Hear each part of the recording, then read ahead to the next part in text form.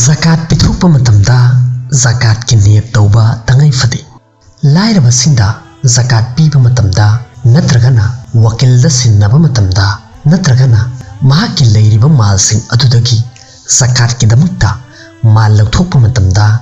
zakat ki niyat tauba asi tangai fade. Karigumba mahakna zakat pithokpa matamda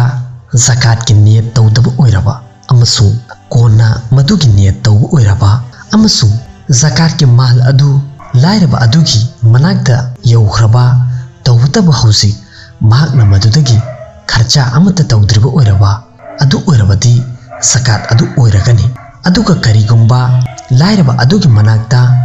mal adu khars tawhraba natragana mal adu khara mang takhiba oiraba adugi matungda zakat ki niyat tawba oiraba adu oirabadi madudagi mahake zakat adu oiraroi. Kallingaida sadaka zakat pithokpa asina khwaidagi hena fai. Wafam asisu aikhoina khangsingadabani madudi zakat amasung sadaka pithokpa asi aikhoigi inakta mal khwaidagi hena darkar leba matam aduda pithokpa asina khwaidagi hena sawab chawi. Amasung aikhoina punsi hinginglaktraba matam amati karisu tawba ngamdraba matam aduda sadaka pithokpa matamda hairiba asigumna sawab fangde. Riwayat amadala imadudi Nabi Akram sallallahu alaihi wasallam gi manakta miyoi amana lakladuna hanglammi madudi khwaidagi hena faba sadaka asi karmano maduda mahak sallallahu alaihi wasallam na pakhom pibirami madudi khwaidagi hena faba sadaka de asini madudi